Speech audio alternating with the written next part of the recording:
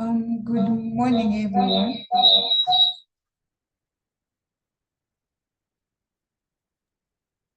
Hi, Jane. There's a slight echo.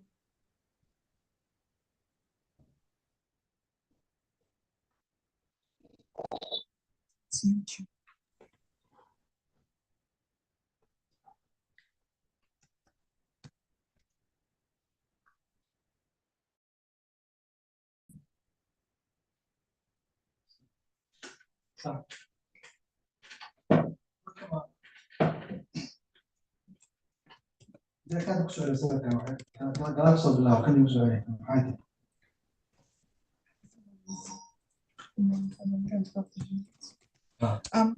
Good morning, everyone. Sorry for that, a bit of technical issues from our side.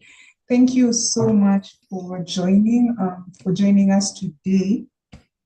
My name is Jen Ombiro. I am a data protection associate here at South Tech Limited.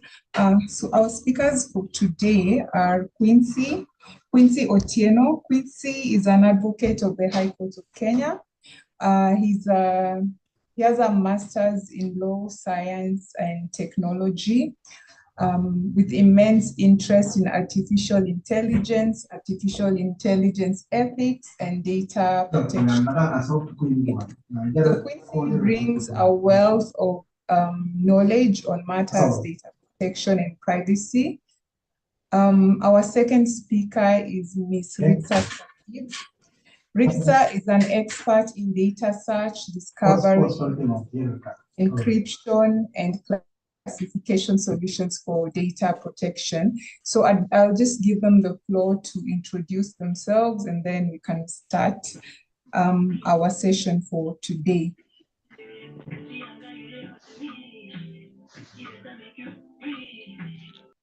All right, so maybe I can go first. I'm Rixa, and I am working in DCSoft. We are a software vendor firm here in Turkey. Our headquarters are in Ankara, and we have been dealing with around 200 customers for their data protection needs, and have a specialization in the Pci-Dss data protection law as well. We've supported many customers tackle such laws and help them with data discovery, data masking, data encryption, and data classification for such purposes. I am specializing in the international market within certain regions, and Kenya and most of Africa falls under my regions. And we are hopeful that with expertise of our colleagues, we would help many organizations in the region comply with laws such as Pci-Dss or other data protection laws that may be relevant. So today I'll be going over how we help our current customers do so. But before I do so, I would like to give the stage to Mr. Quincy so that he can make his introduction and proceed.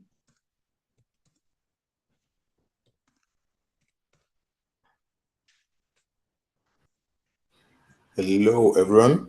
My name is Quincy Otieno, an advocate of the High Court of Kenya, and a tech lawyer, or as people say, a lawyer who's interested in tech. I will be taking you through the legal perspective of the topic, and I hope that you learn something by the end of the talk.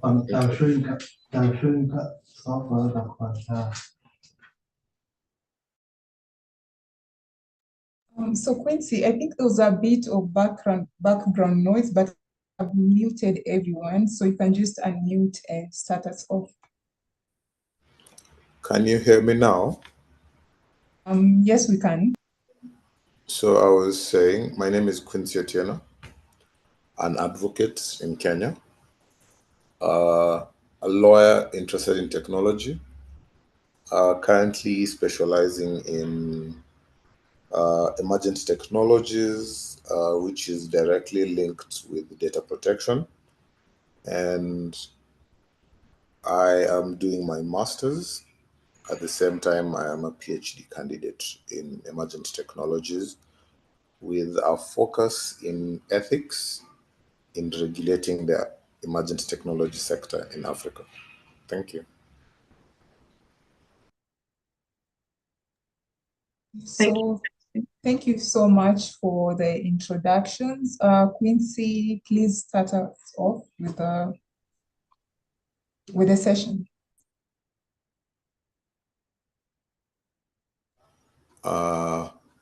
So we are meant to, we posted 5 questions on LinkedIn around the issue of Pci-Dss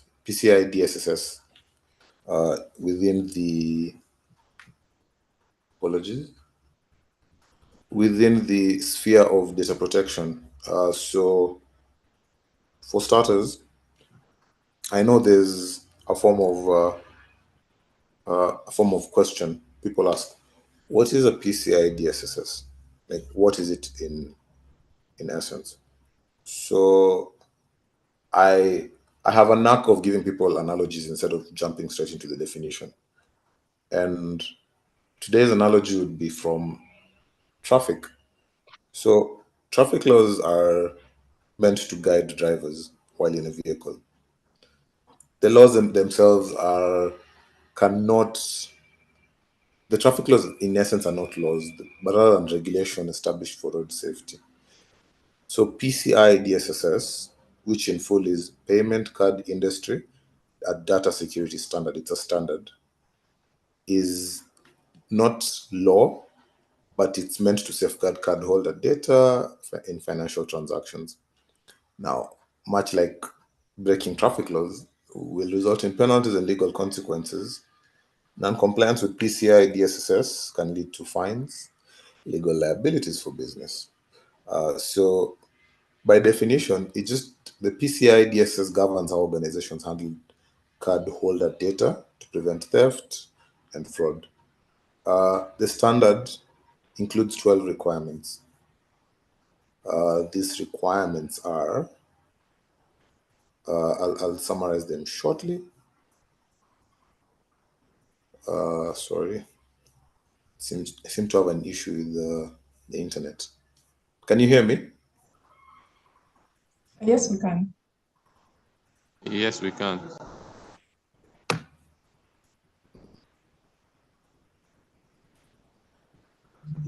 We can hear you. Apologies. I'm trying to get them. Just a second. So as Quincy is looking for that, so should you guys have any questions, you can just write them on the chat, and then when we're done with the session, our speakers will answer your questions.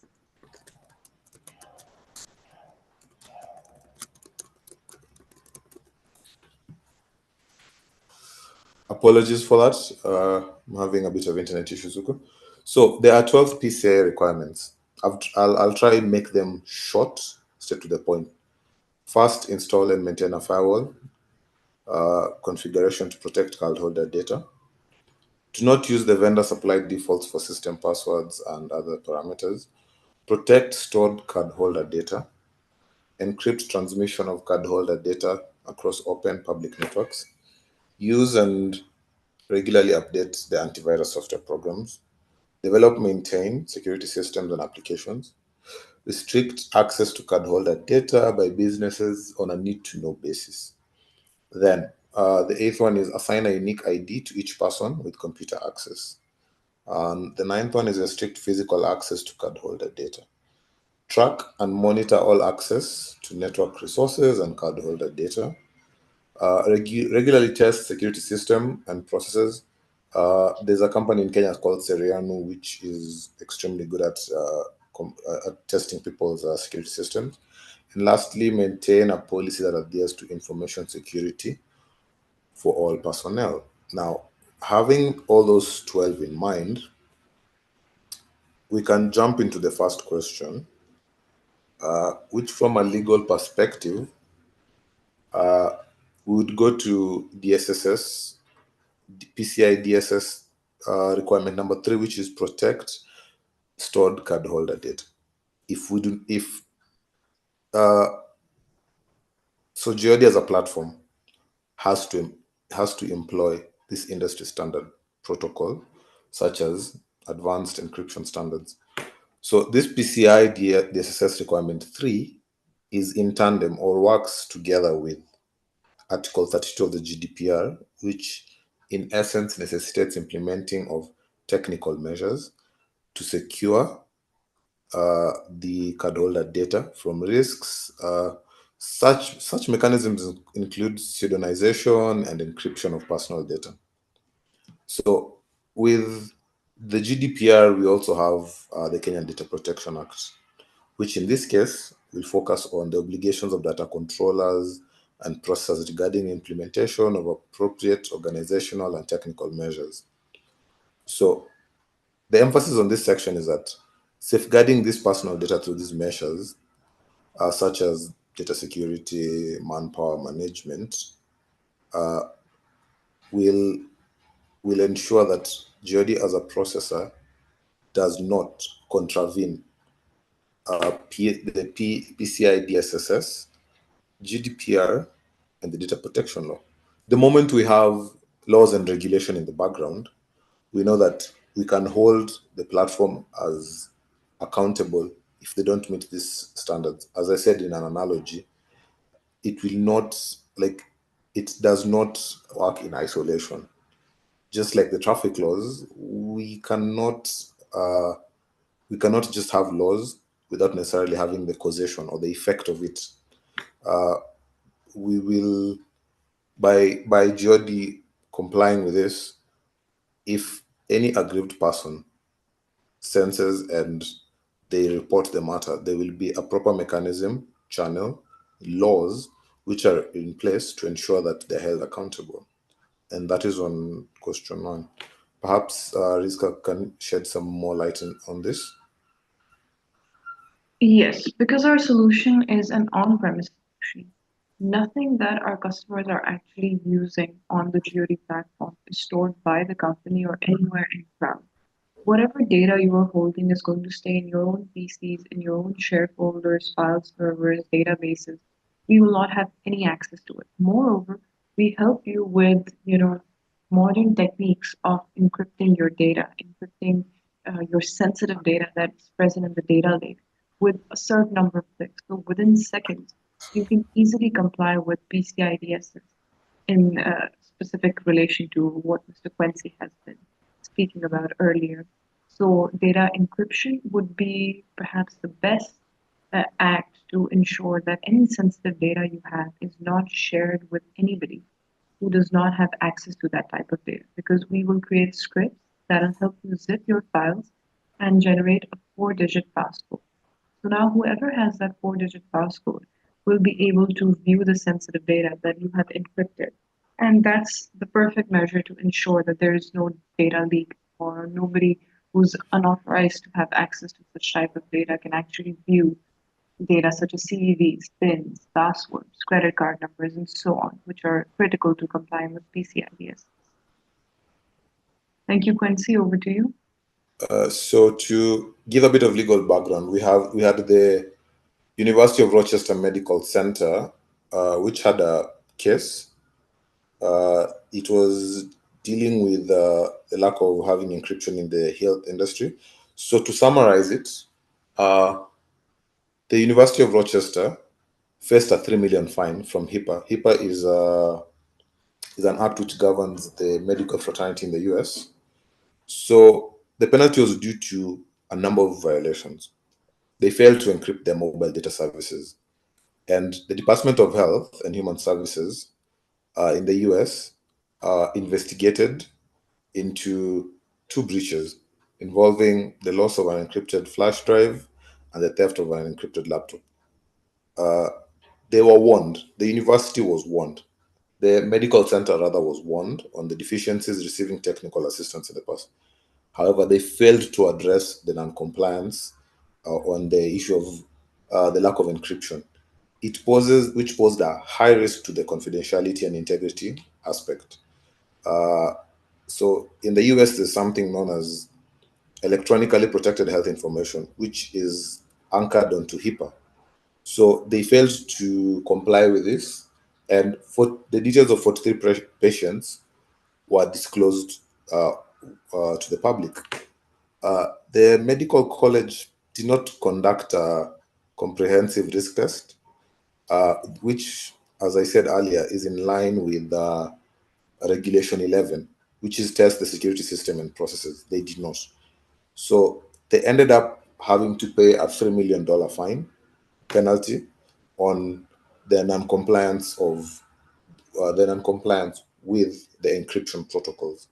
So if you look at that in line with our question, it was meant to, how do you secure that data and which specific articles aligns with it? Now, depending on the region, it will the principles will remain the same. Rather, the requirements will remain the same. They're universally accepted. However, when it comes to the laws of the local jurisdiction, they mirror each other. The sections might not be the same. However, the principle behind such a provision will remain the same across board. Now, we can move to question number 2, which was whether GOD can assist in them. Sorry, Yes? Quincy, before you proceed, someone is asking for you to repeat the name of the hospital in all the case you just mentioned. So the name of the hospital is the University of Rochester Medical Center. Look at, I can share the link to the case. Let me share it on the chat so that anybody who'd want to take a look at it can. There we go. That's the link. You can read about the case and figure out. It's much more in depth. The legal papers had so much detail in terms of the breach. However, in line with our focus today, those are the summary was mainly focusing on the encryption bit. So out of the 6 questions we posed on LinkedIn, we had question number 2, whether GOD can assist in implementing technical measures outlined in the Kenya Data Protection Act. Now, as I said initially, laws do not work in isolation.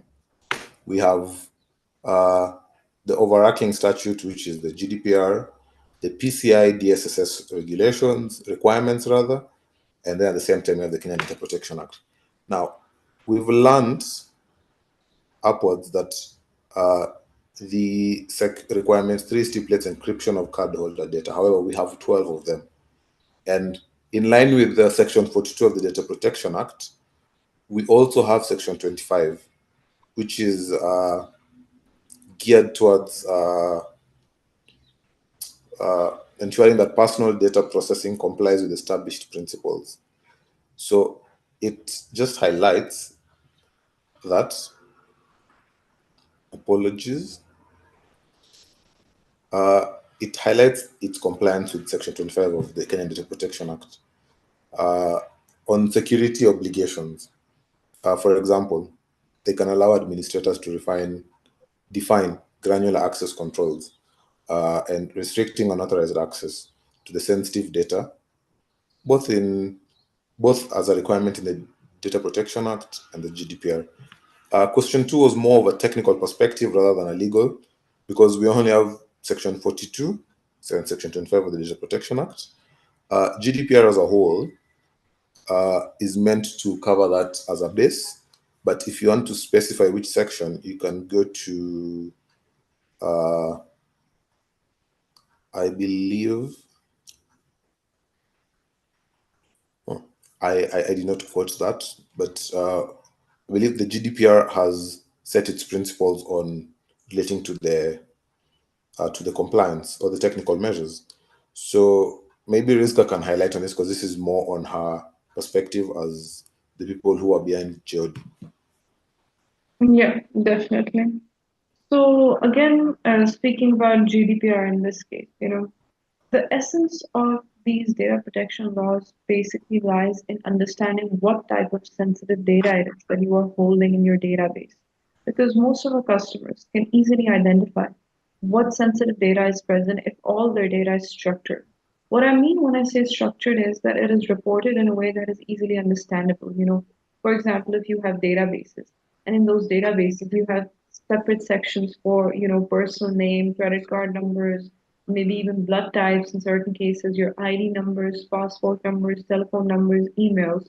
So this way it's easy to navigate and understand, okay, what type of information truly it is that I'm holding about my customers.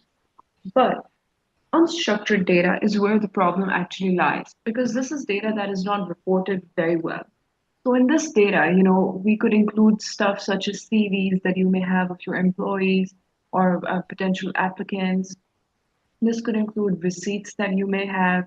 This could include contracts that you could have, maybe certain PDFs that were shared with different vendors of yours, suppliers of yours, etc., etc. So what we basically do is that we help you create recognizes set in place. We have ready to go solutions for PCI-DSS, for GDPR, and so on. So we help you understand what type of data, firstly, you should find in your database, and then on a daily basis, we are having incremental scanning of around 1 terabyte of data. So in this scanning, what we do is that we analyze what type of data you are holding in your database, and then we generate a report for that. In this report, we tell you what data it is that you're holding, what's sensitive data. For example, if you're holding emails, if you're holding personal names, if you're holding addresses, if you're holding telephone numbers, ID cards, passport numbers, credit cards, and so on. So we tell you what type of data you're holding. Then we also report where you are holding that data. So all these measures help you understand how you are conforming or non-conforming with any data protection law that you are abided to follow. So upon this finding, then you can, remediate non-conforming data so that it's very easy for you to avoid any bills or any fines that you will face from the government for non-compliance. So these remediation techniques, which I will also be highlighting further on, include remediating your data with encryption, with masking, with anonymizing your data, and also you can delete all the data in quarantine. Moreover, the most, in demand and the most trendy, I would say, remediation technique would include data classification. This also comes into play to, basically prohibit data leaks as well, which I will be talking about in detail in the following minutes. So that was a quick recap as to how a solution truly gets into your organization, understands and studies your data lake that you are holding, and then allows you to further ensure that you are complying with GDPR or PCI-DSS. Thank you for that, Rizka. So I hope okay, so the whole essence of the talk was to give the legal implications and the legal perspective and then also the technical perspective, because we will have a demonstration by Rizka on how GeoD works, and you get to see that we are not only talking, but we get to observe how it is executed. So we can move from question 2 to from question 3 to question 4, which was ways in which GeoD can help implementing access controls.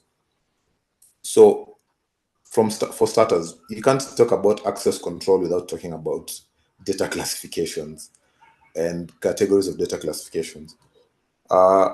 So classifications are, let me split it into two to make it easier to digest. Out of these two categories, I'll split it into subcategories of 3. So we have categories of data classification, which is, we can have restricted access, restricted classification, that is.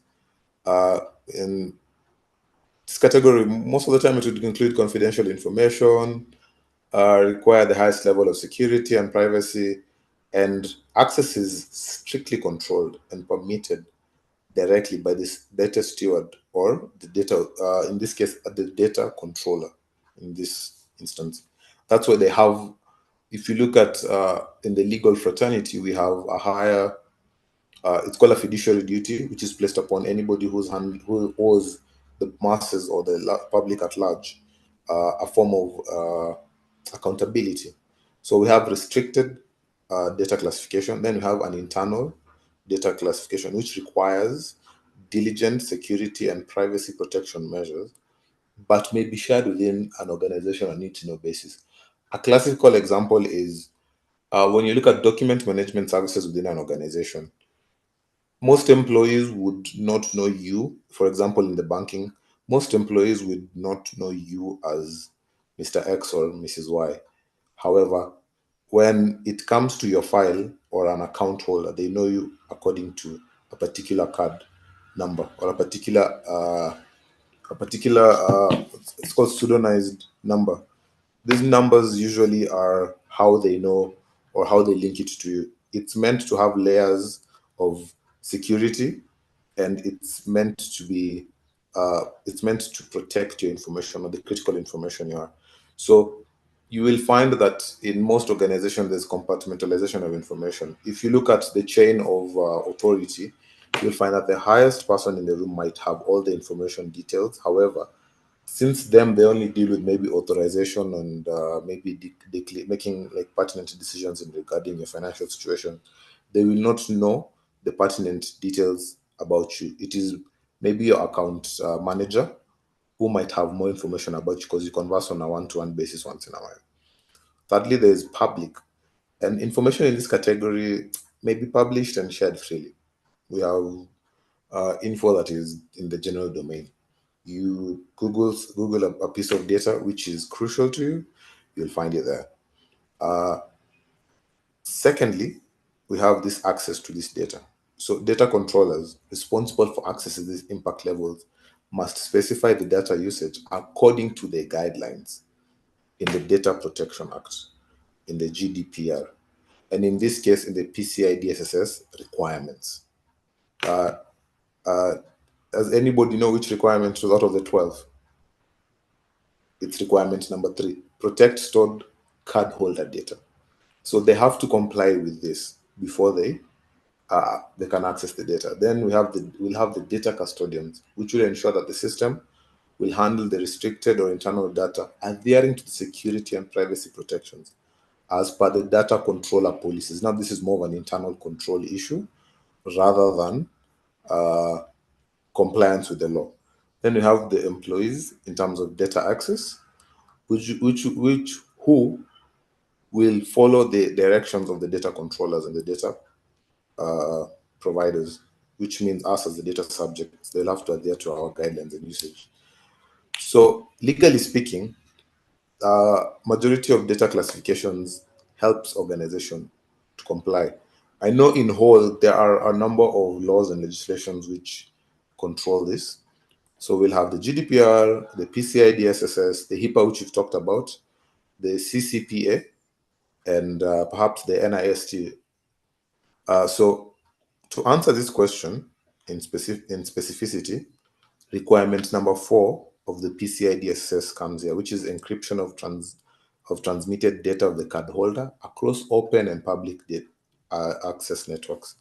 So if you have the data classification in mind, and you remember that we talked about access to this data, so it'll come down to from policy. From policy, it'll come down to it start from the law, the regulation, then the internal policy of the data processor. That is how they will be required to talk about the access to this specific data upon classifications. Perhaps Riska can add something on top. Yeah, definitely. So access management is one of the biggest concerns that most of our customers have. With the help of our solutions, of course, that concern is rightfully tended to, I would say. So how does classification basically help with access management? The right method to explain this would be in terms of categorizing your data. So each organization basically has a set of rules. For example, I can give you certain use cases that will help you better understand what these rules could consist of.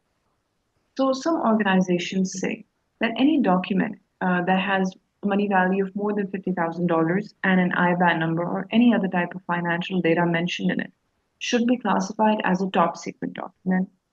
And top secret documents can only be shared with C-level employees of an organization.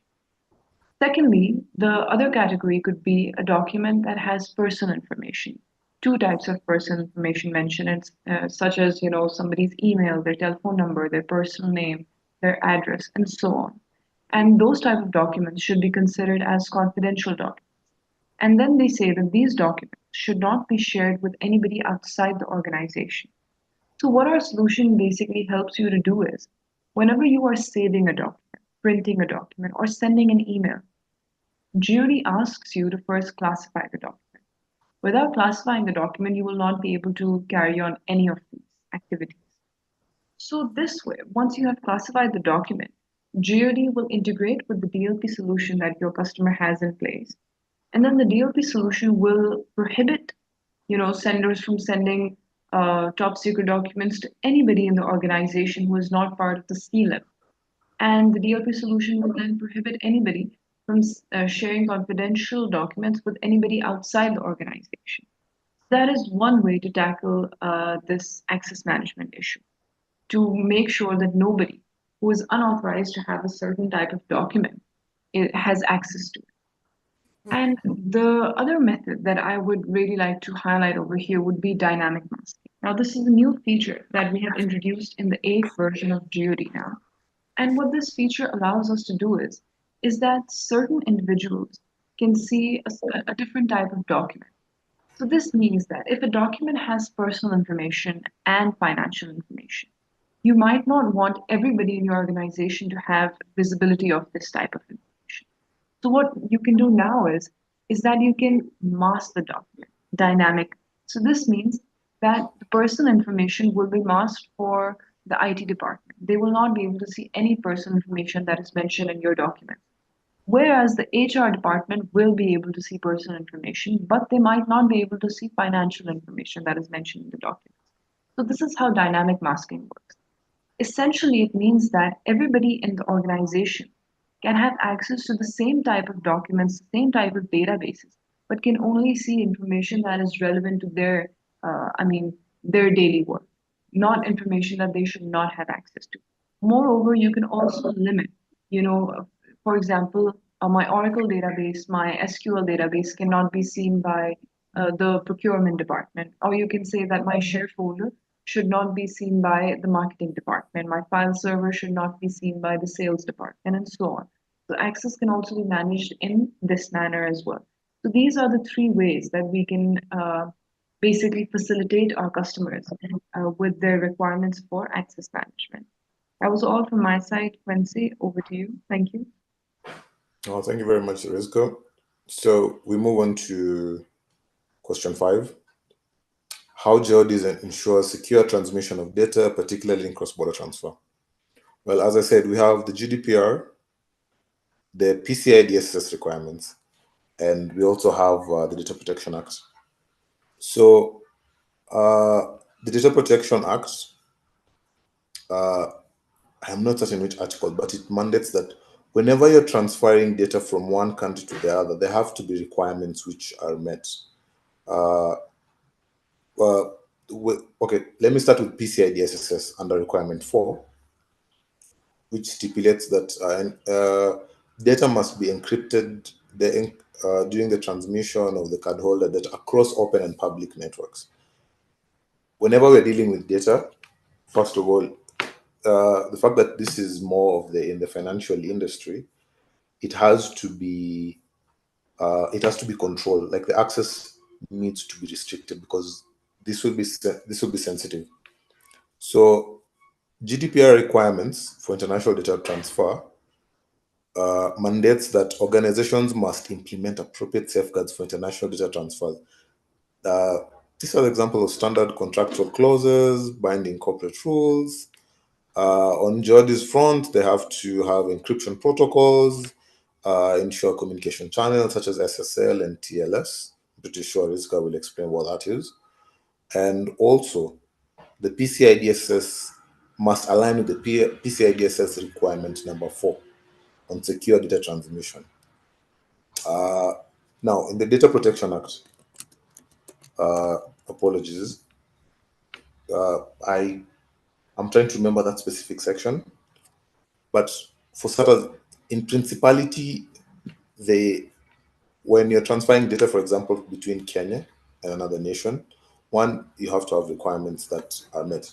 For starters, you have to have similar data protection guideline or policy which mirrors the one in Kenya, meaning that the data which you're going to share between the two countries of interest must be protected according to the principles. Principles such as anonymization, limitation for purpose, and restriction for access. 2, there must be a signed agreement because this cannot be verbatim. It has to be in writing.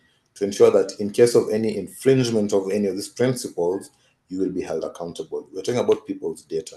We're not talking about anyone's random, like public domain information, which anybody can access. We're talking about sensitive personal data or personal data which relates to someone.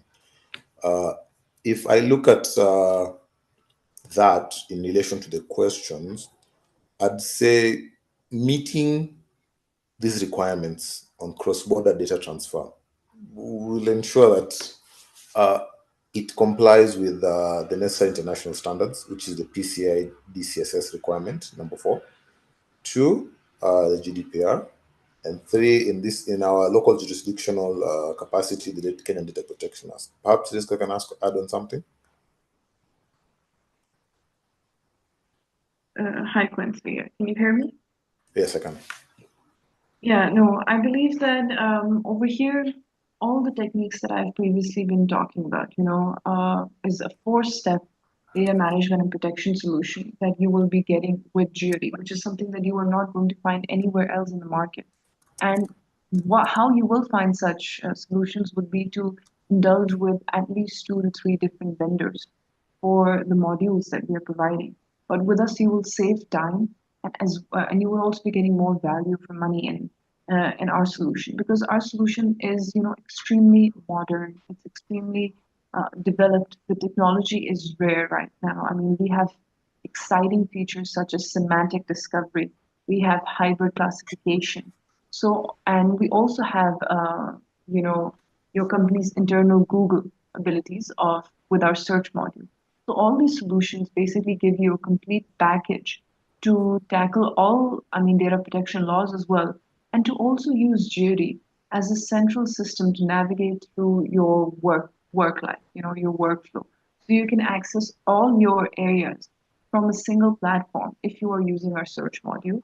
And that is the sheer capability that Jury boasts. So most of our clients, we've retained them because of such features, different dashboards that we're offering, the ease of using Jury on a daily basis, the effect that it has on your performance, on your PC's performance, the agent consumption. I mean, there are endless benefits that I can share with you about Jury, which we will, of course, be talking about and highlighting throughout these webinar sessions that we have planned with Southern Tech. So I would give the floor back to Mr. Quincy, and if there's anything else that you require from my side, I would be more than happy to share those details.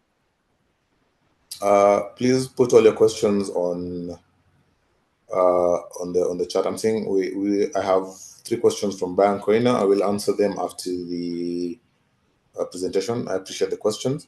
So lastly, on to our question, which was whether GOD provides mechanisms for continuous monitoring, auditing of systems, and data access to fulfill the PCI DSS requirements for regular security and security assessments to align with the GDPR's accountability principles, rather the data protection accountability principles. Now, when we talk about that question, we have to factor in something known as privacy program management, which will focus on privacy program management audit.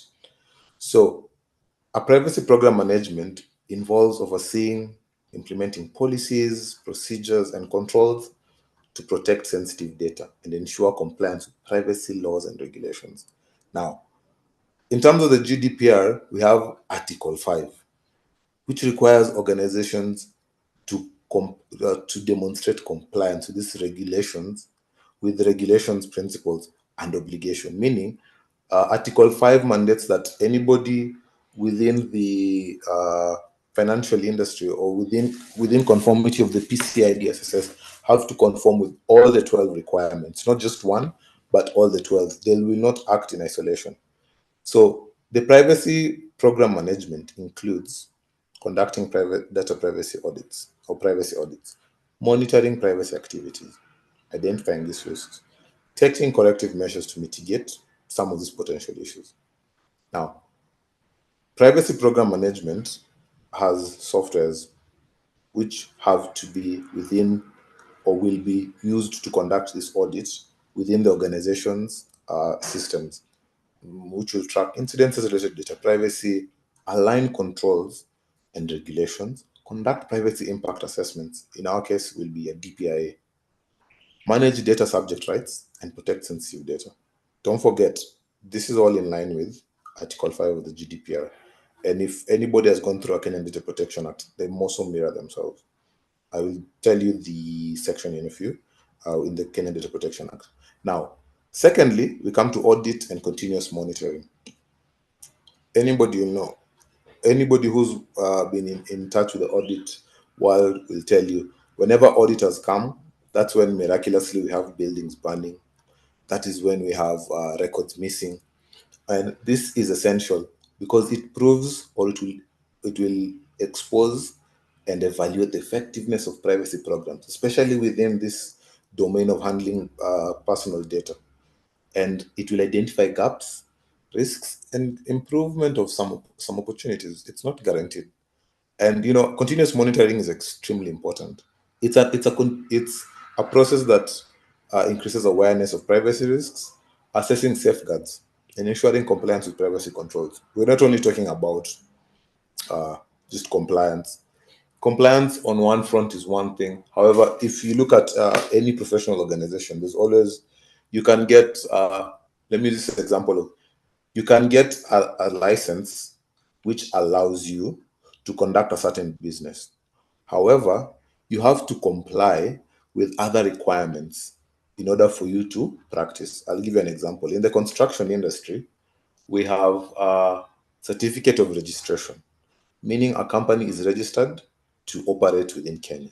However, you have to have an annual practicing license, which is in compliance with the National Construction Authority Act, National Construction Authority regulations, which is in line with the Section of Properties title, Section Properties Act, Physical Planning Act, and also the Data Protection Act, because this is also sensitive data. Compliance, as you said, compliance and is a continuous process, and it's always assessing. So you'll find when auditors come, people are lacking on this compliance part.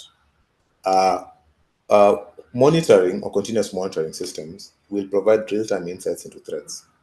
Maybe maybe test the system integrity. As I mentioned earlier, there's a good company in Kenya called Seriano, which normally does stress testing of systems, and they're really good. They have a knack for it. They do majority of these major companies out here in government parastatals too. Also, it enables proactive risk management and compliance maintenance. When you always evaluate risks, because you see in the tech world, there are vulnerabilities. I'm certain that all of you have a smartphone, and once in a while we get software updates. This is a way of proactive risk management because you don't know the number of exploits that are there. Now, lastly, there is the aspect of the information security experts role. They are the one who play a crucial role in monitoring these systems for compliance, as they will oversee the development, implementation, monitoring of the systems, review reports, conduct internal audits, update the policy, and lead remediation efforts. We cannot act in isolation. As much as there'll be a data protection officer, there'll be a data protection policy. This continuous monitoring must be looked at from a point of who is the developer or who is the one who's in charge of this. Lastly, the expert will ensure that privacy control correctly implemented, operate as intended, and they meet with the privacy requirements. Perhaps Rizka can add anything on that. Yeah, definitely. So, this reporting aspect that Mr. Quincy has been highlighting is really something that is unique when it comes to GOD, because there are very few solutions out there that are firstly providing discovery and classification. And because we are providing discovery and classification, we provide a complete report to our customers on a daily basis. In fact, that report is available 24/7. So in that report, we are easily highlighting and showing our customers what type of sensitive data it is that they're holding. So this report helps you stay on top of your work. It helps internal audit departments and information security departments to easily understand and analyze as to what they are supposed to comply with, what they are supposed to, remediate, what they're supposed to mask and classify, so on. Moreover, speaking about, the software advancements that occur when GeoD is installed. Now, currently, we are on the 8th version of GeoD. They will automatically be pushed to your site and you will automatically be notified of those versions. So that's also something that is really beneficial with us. And each version that we are introducing, we are introducing new features, not small new features, that you would get in, say, iOS example. I mean, bigger features such as the ones that we introduced this time, which would include dynamic masking, data anonymization. These are huge advancements that have not yet been uncovered by many competitors in the market.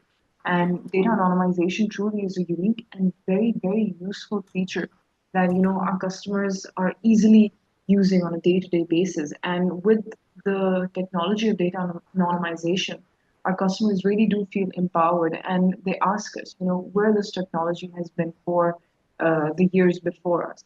So truly, this is something that GeoD excels in. We take pride in our R&D and architecture team and their performance. And once you become our customers, satisfying you and ensuring that all your needs and queries are tended to is our number one priority. So thank you, Quincy. Over to you. So at this juncture, I think Rizka, you'll take over with the demonstration so that afterwards you can lead now to the answering of the questions posed. Definitely. Go So, ahead. Jane, if you allow, may I start sharing my screen? Yeah, let me just stop sharing mine. Oh, okay. Okay.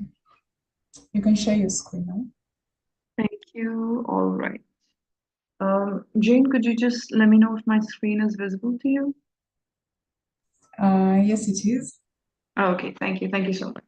So welcome again, everybody. This is the Pci-Dss module that I'm presenting to you over here. This is exactly what the GeoD solution looks like. As you can observe, the solution obviously can be customized as per your needs and requirements, whether you want the dark mode, the white mode, whether you want to add your company's own logo over here, have your own cover photo, etc., as well as the discovery recognizers that we have over here. Now, I would just like to go slow over here so that we can analyze what the entire platform looks like and what it offers. So over here, if you can see on the top left corner, we have the total number of content. Now, this is an open project that you can also view. So if you are interested in that, you may always email Miss Jane or Mr. Quincy, anybody, and get in touch with me to have access to this portal where you can test how we have helped this specific customer, this specific project deal with Pci-Dss. Now, I'm sure that you would have lots of more content over here. I mean, obviously, you would have your own different content types, you would have your own file servers, SQL servers, and so on. So all of that will be portrayed over here. Just to give you a background about our company, we have helped customers with huge data sizes as well. So 9 petabytes of data, 40,000 users, 40,000 endpoints, to even smaller companies with 20 users, 25 users, and so on. So any amount of data size that you may have, endpoints that you may have, would not be an issue for us to tackle and to tend to. Moreover, if you move down over here, you can see the different sources that we can take data from. So currently we are integrating with 200 plus adapters. So anywhere you are storing your data, be it your CRM, be it your databases, be it your ERPs, be it your share folders, SharePoints, file servers, information on your PCs, it could be CAD files, photos, videos, OCR documents as well as social media platforms, maybe certain emails or website directories. We can integrate all of them, and that is how GeoD later on forms as the central system of your workflow.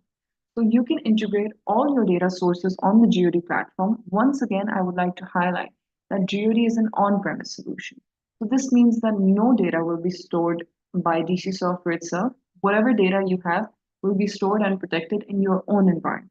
We will just integrate it or configure it here to the GeoD platform to make it searchable so that we can create a digital archive for you so that you may navigate through your platforms very easily. Then we will have your discovery.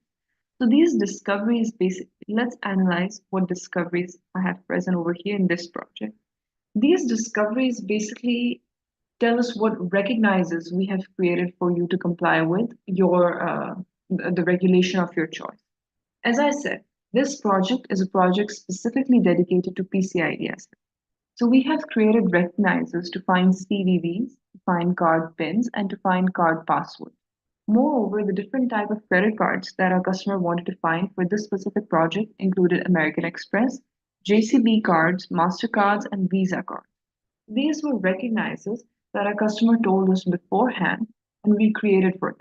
So what we do now is with all of our customers is that they tell us whether they want to comply with PCI DSS, GDPR, and so on, and then we give the ready-made module to you. So with these recognizers, what we do is that we discover this type of data that is present in all your data sources. So any CVVs, PINs, passwords, and credit cards mentioned in your data lake will automatically be discovered with the help of GOD. Let's analyze this area now. Anything that I will search for to discover will be shown to me over here in my content tag. We have content that has been taken from Word files, TXT files, PDF files, from different data sources as well. Of course, in your own organization, we will have data that is present in your data. This is, again, I'm just specifying that this is a test project, a demo project that we have created to show our customers what it looks like. If we analyze over here, we can find CVVs, we can find pins, we can find passwords in this database, as you can see. All this information is structured data. But what we truly want to find is unstructured data, because that is the type of data that you do not know you are holding. And why our recognizers, why our discovery module is more apt and is performing better than any other module that you will see in the market is because it's semantic in nature. So what that entails is that our discovery module can discover data whether it is written alphabetically, numerically, or whether you're using symbols. So if this was written alphabetically, GOD can find, and so on. So this is what differentiates us from the rest. Moreover, we also analyze and test for keywords that are present in a specific document to understand whether it would hold any sensitive data as well. So that is also another feature that you would really benefit from while using GOD. Let's go over here and analyze the PCI-DSS report that the GOD platform has created. So this is the report that is created for this project with regards to the recognizers that we have in place. So if CVVs, PINs, passwords, and credit card numbers were found, GOD is saying that you have non-conforming data. Now I press non-conforming over here to analyze what non-conforming data it is that I'm holding.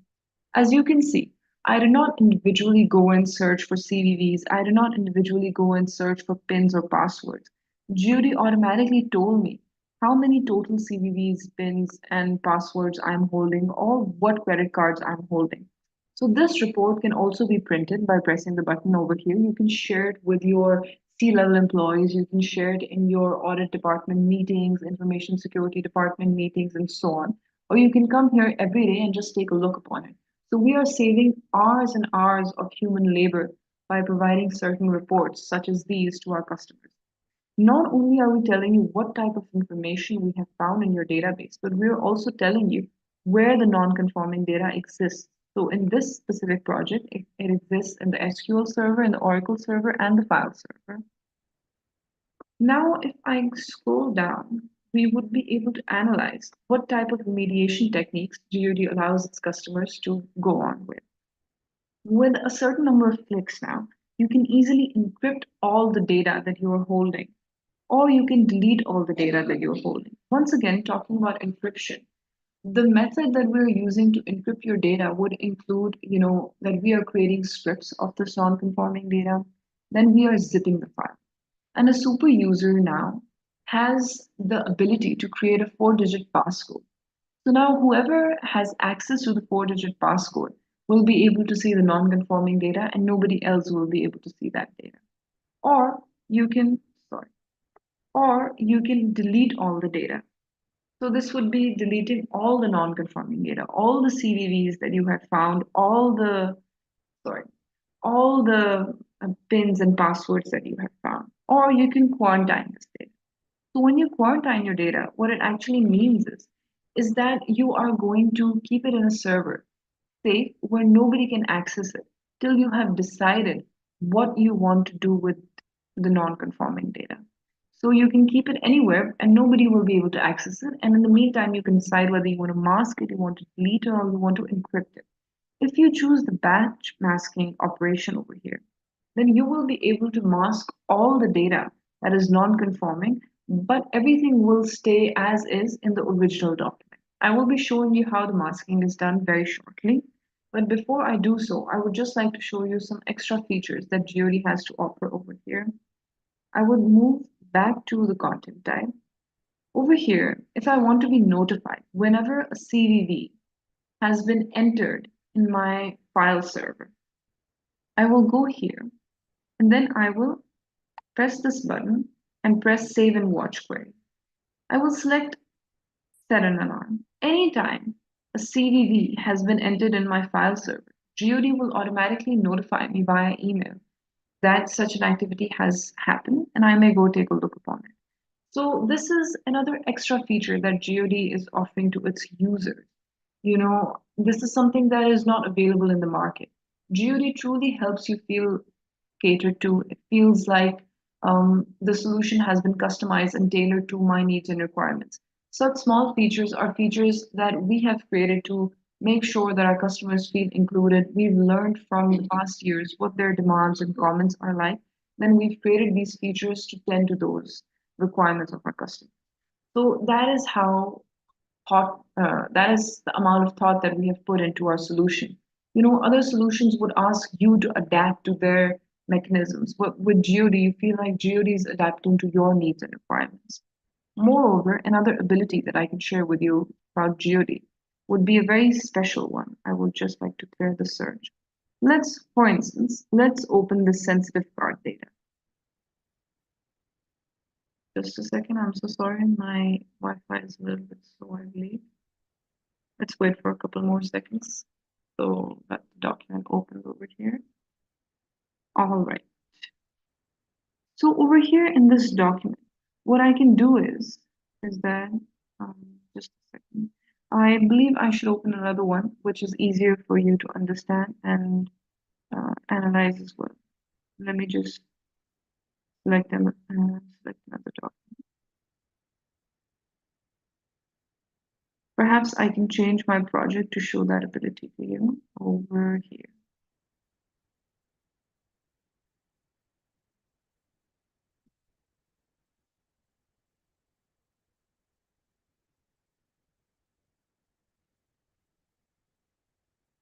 All right, as you can see this order form now.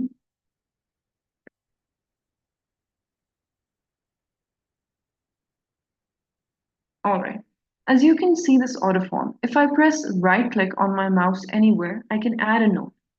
Over here, I can tag any of my colleagues and I can let them know my thoughts.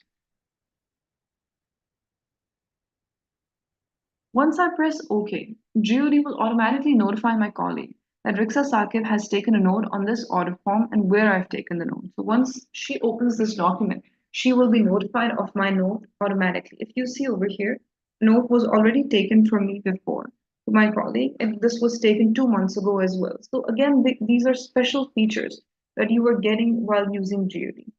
And other special feature that we offer is the ability to tell you what duplicate documents you're holding and what similar documents you're holding. So if there was a duplicate document to this order form, GeoD would portray it over here as well. In this instance, we have a similar document and we can also judge the percentage of similarity between this document and the order form that I have opened over here. So that is also an extra feature that you are getting with GeoD. Moreover, let's try to mask this document now. But before I do so, let's analyze what sensitive data is present in the document. Now, usually your customers will not be, or your employees will not be aware of what type of sensitive data is present in documents if the document is larger. Like this document is a single page document, but sometimes you are dealing with PDFs that would have, 20, 30, 40, 50, hundreds of pages as well at certain times. So your employees could not manually mask all the data and also read to understand what data exists that they have to mask. So that is where solutions such as ours come into play. I'm going to press this eye icon over here and I'll be presented with a set of options. As you can see, I can choose to mask the personal data, the monetary data, the financial data. But what I can do is that I can anonymize data. So what is the data anonymization feature that I've been talking about for quite some time now? This feature is an extra feature that Judy has recently introduced in the 8th version. And where does the feature come into play, you might ask? Data anonymization is basically used when you want to mask a certain value, but you want to be notified as to what was existing there before the masked version has been created. For instance, if you want to anonymize this document, then the card number over here is going to be masked with a dummy card number. So this means that you will be notified that in terms of this card number, there existed a real card number which GOD successfully masked. So where does this actually come into play? Sometimes in our unstructured documents, we are holding sensitive data such as, telephone numbers, email addresses. Sometimes we are holding ID card numbers. And once we mask the document, GOD does not, GOD or solutions such as GOD do not help us understand what was present in the area that the specific value has been masked. But now with the anonymization feature, you can easily understand, okay, now that GOD has masked this card number, GOD will create a dummy card number in place of the actual card number to tell you that the value that has been masked was previously a real card number. So just to understand the type of data that you're holding or to understand the document that you are viewing, the anonymization feature is really going to come into hand. Now I will just mask all the data in this document so that we can analyze how the masked document looks like and how the masked version works basically. Let's open the document over here and analyze now. As you can see now, we can no longer see the email, we can no longer see the telephone number, we can no longer see the card. But what we can see is the surname. And this, in case, is a customization that this specific customer wanted.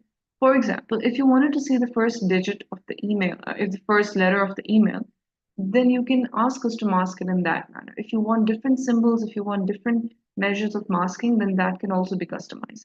If you want to see the first digit or the country code for the telephone number, then it can be masked in that manner as well.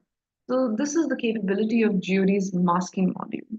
Let's once again move back to our GOD platform and analyze our search module. Now, I will search for the word Troy again, just to show you how quick GOD found our search for Troy. Over here, we can analyze that Troy is mentioned over here in a database. Troy is mentioned within a document as well, and everywhere my search for Troy is mentioned, GOD is highlighting that to me as well. Furthermore, we have this graph for correlation. This correlation graph helps us understand how our initial search query is related to different documents and what important information is furthermore mentioned in those documents as well. So this is, just another feature that again GOD is offering to its customers for free to make sure that you are saving as much time as you can, because features such as these allow you to see the bigger picture. Sometimes we are searching for something that we cannot remember. So features such as the graph, the correlation graph over here, or features such as the keywords over here would really help me understand something that I was overlooking, something that I was missing, or something that I could not remember. So that was all from my live demonstration of the GOD platform. I hope it gave you good insights about how GOD operates. I hope you also felt like GOD is a platform that is very easy to use. It's user-friendly, beginner-friendly. We have training videos for these specific projects on our YouTube page as well. And you may always contact us via South End Tech, and we would love to host you for a one-on-one session where it could be us just talking about your company's specific needs and requirements, analyzing what modules you can use, how you can use them, and what would be the best scope of the project for your specific organization. We are also offering a free trial for GOD to our customers where they can test GOD in their own platform and analyze its capabilities. They can use all the modules and understand how each module brings value to their organization. and make the decision for themselves. We are extremely confident in our solution and our product, and we are almost 100% sure that once customers test our product, they actually see it in their environment, you will see great value for money in GOD. We are extremely competitive in terms of pricing and in terms of performance as well. We never compromise on quality. So that's really something that I like to highlight about us. And I would just like to stop sharing my screen. If there are any questions that you may have, we would love to take them on right now. And any comments that you have, do share them with me. And that was all from my side. Jane, if there is anything that you would like to add, or Quincy, please go ahead and we may do so. So I'll read out the questions, then Quincy, you can answer. Yeah. So the first question we have, I think this is directed to Quincy. What are the obligations of organizations under Kenya law regarding the notification and reporting of data breaches involving payment card data? Thank you for that question. I believe it was Ian who asked that. So, once you've registered as a data processor, you are mandated under the Data Protection Act to report data breaches to the Data Protection Commissioner's office without any delay. It's not to be immediate. The best example was when Naivas had a data breach. However, they tried hiding it. These notifications should include the breach, impact on the individual data, measures taken or proposed measures to address the breach. Failure to do so will attract a penalty. I believe the Data Protection Act stipulates 5 million Kenyan shillings at this point for non-compliance and failure to report these breaches.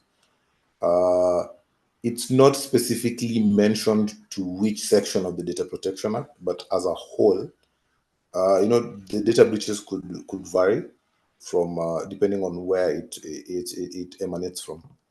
I hope that answers your question, Ian.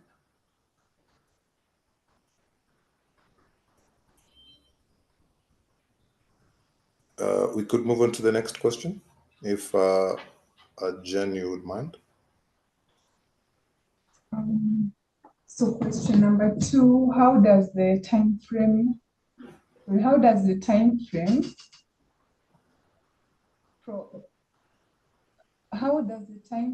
and procedure for reporting data breaches under Pci-Dss compare to requirements under the Kenya Data Protection Law?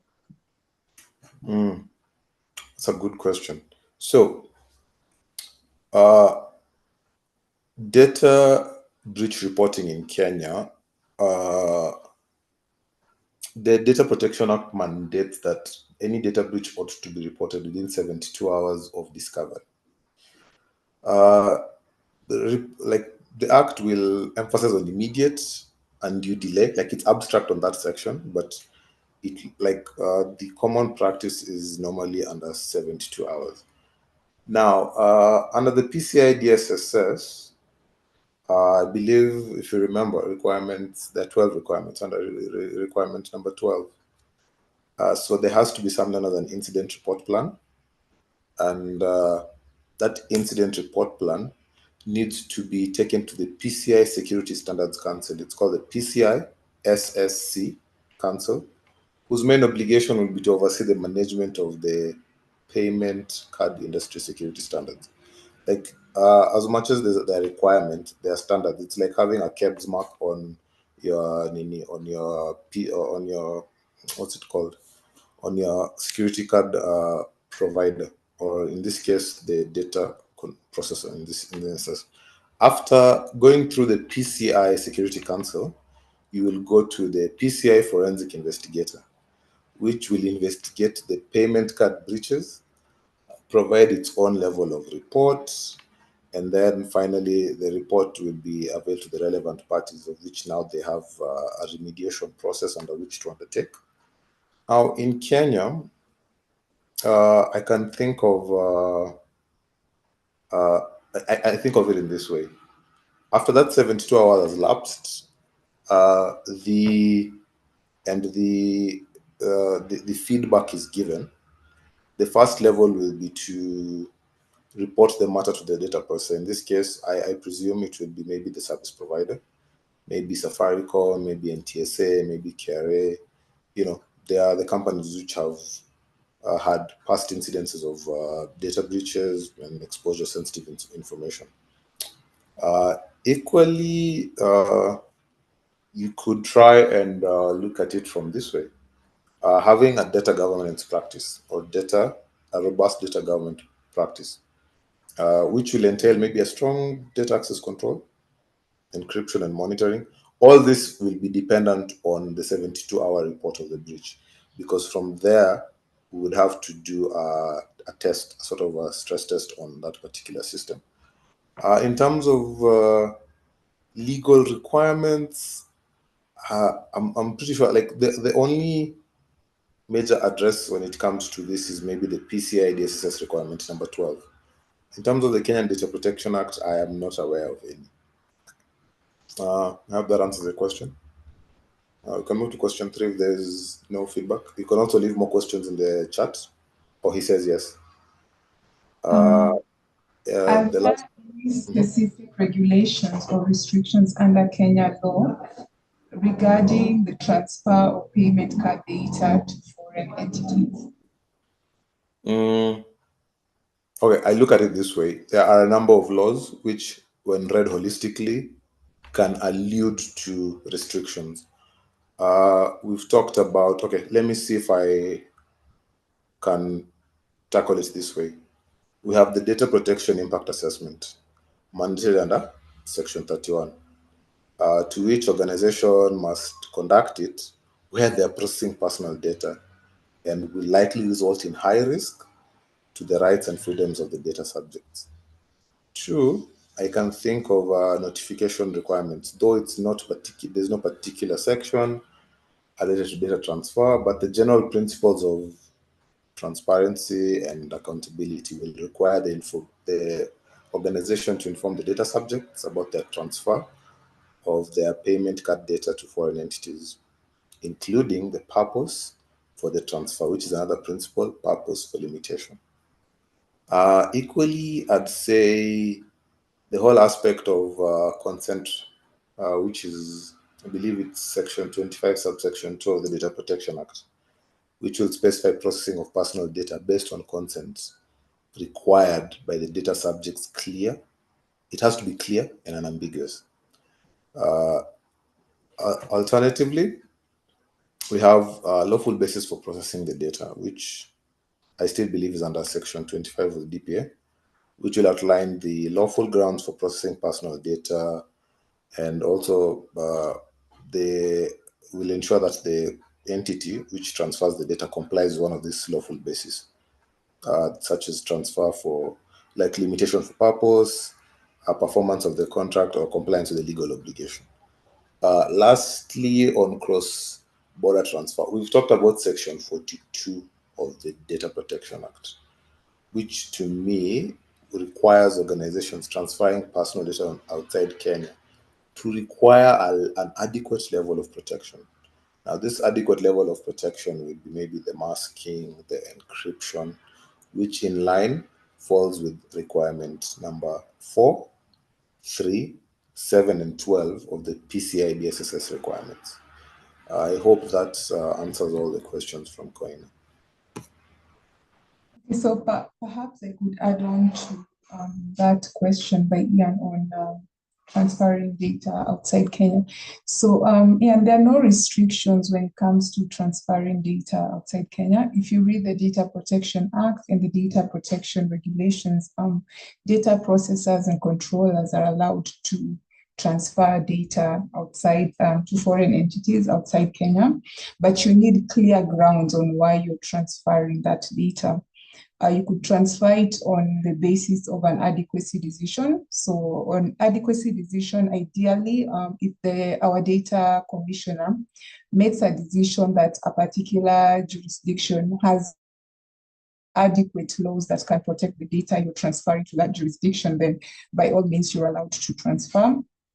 You can also transfer data on the basis of technical safeguards. So you need to prove that you put in place adequate measures that will secure this data in transit.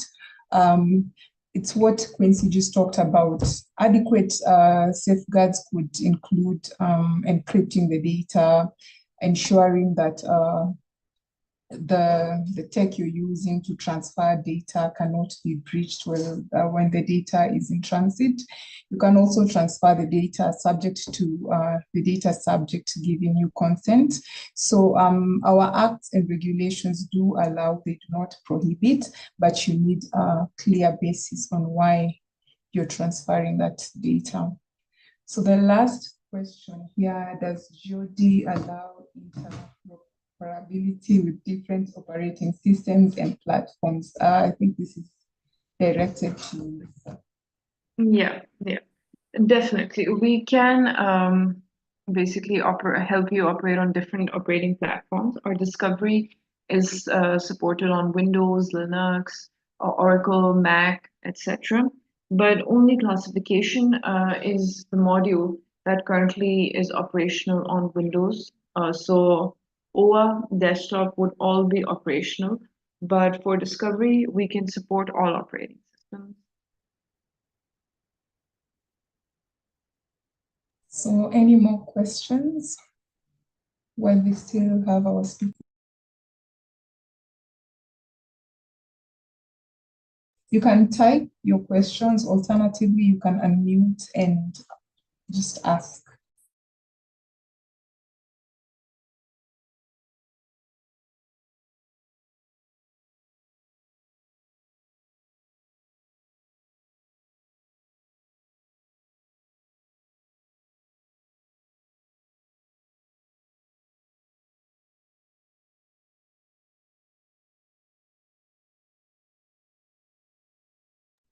So I don't think there are any more questions coming in. Before we close this session, I think Quincy, you could start off, just give us like a maybe 15 seconds parting shot, and then Ritza, you can do the same on consistent.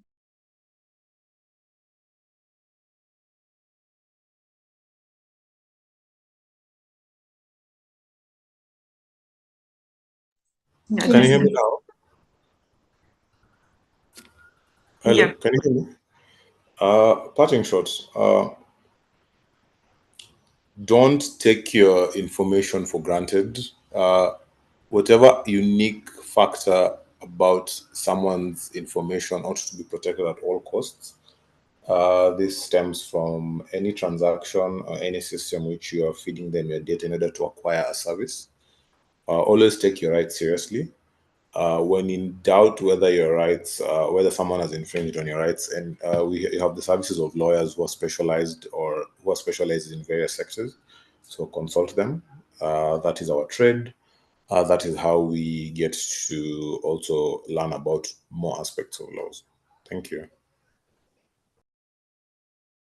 Thank you, Quincy. And I would just say that go with any technology that caters to your needs and requirements, that makes you feel safe, secure. It makes you comply with any legal regulation that you're obliged to comply with, because you should never sacrifice on quality.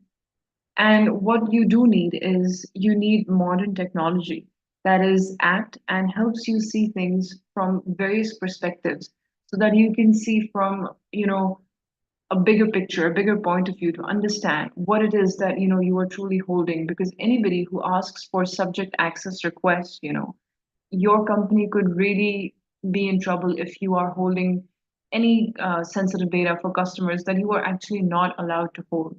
So technologies such as ours have become a necessity in today's day and age. And in the next few years, this would really be something that would be of great value and of great importance.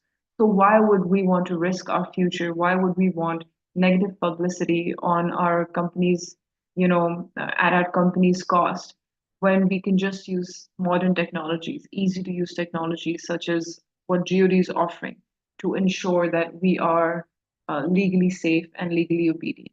So thank you so much for attending the presentation today, everybody. It was an honor from my side, hosting you all and getting to meet you.